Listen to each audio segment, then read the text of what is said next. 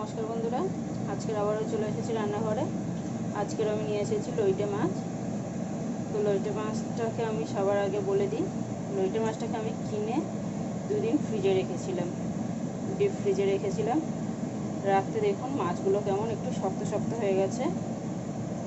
তো ফ্রিজ থেকে বের করে 1 ঘন্টা আগে আমি ভালো করে পরিষ্কার করে ধুয়ে এরকম নুন হলুদ মাখিয়ে 1 ঘন্টা আগে রেখেছিলাম।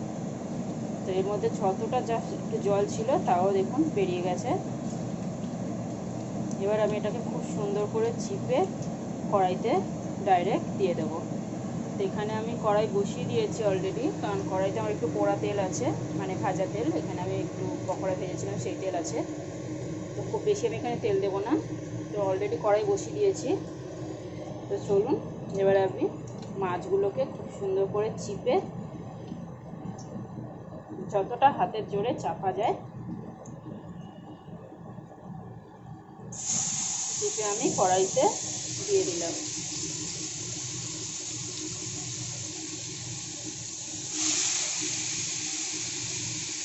এখন আমার বিশেষ কোনো কাজ নেই, শুধু কড়াইতে গ্যাসটাকে মিডিয়ামে রাখবো, রেখে এটাকে মাছটাকে ভাজা ভাজা করে নেব। যতটা জল শুকানো যায় জলটা শুকিয়ে ভাঙা ভাঙা করে ভেজে নেব।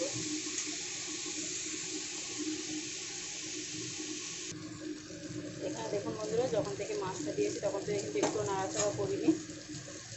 এর মধ্যে জলটা বেরিয়ে জলটা আবার শুকিয়েও গেছে, সামান্য একটু জল উঠেছিল।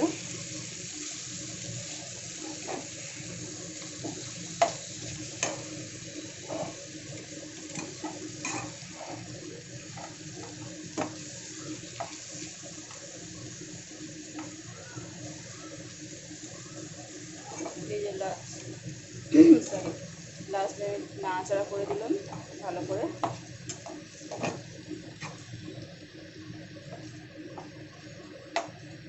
এখানে আমি বিশেষ কিছু মশলাতে ব্যবহার করব না।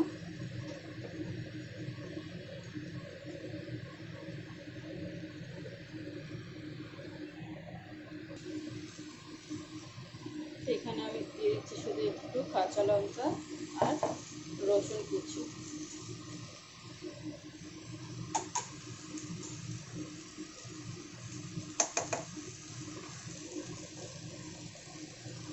দিয়ে দিচ্ছি আরও একটু স্বাদ অনুযায়ী নুন।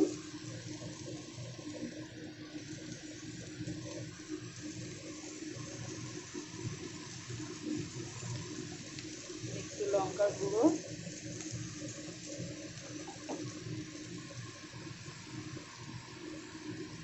একটু হলুদ গুঁড়ো,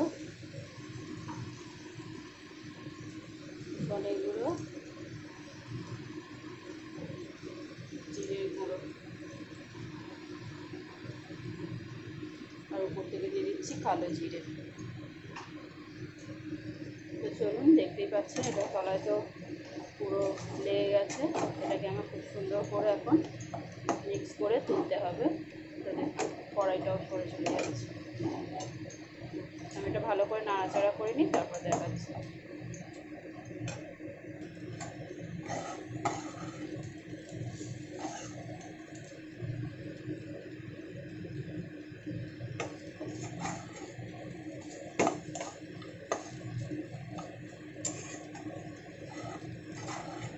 দেখুন বন্ধুরা, আমার লইটে মাছ কিন্তু পুরোপুরি কমপ্লিট।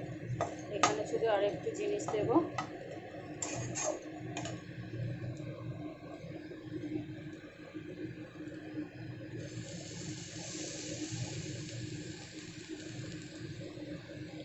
এক চামচ মতো দিলাম লেবুর রস, পাতি লেবুর রস দিলাম, আর একটু ধনে পাতা দেবো, দিয়ে নাড়াচাড়া করে নামিয়ে নেব।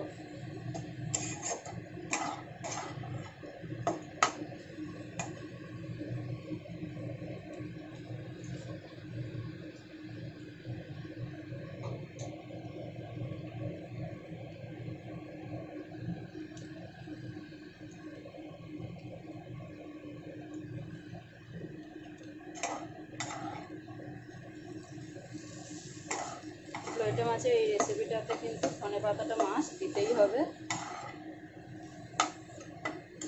যদি কারো কাছে না থাকে তো পারেন, অসুবিধা নেই, কিন্তু দিলে আরও খুব ভালো হয়। তো আমার লইটে মাছের ভুজিয়া একদম কমপ্লিট। এবার আমি এটাকে নামিয়ে নেব। আজকের রেসিপিটা কেমন লাগলো অবশ্যই একটা লাইক, কমেন্ট, শেয়ার করে জানাবেন। আমার ভিডিওটা দেখার জন্য অবশ্যই ধন্যবাদ।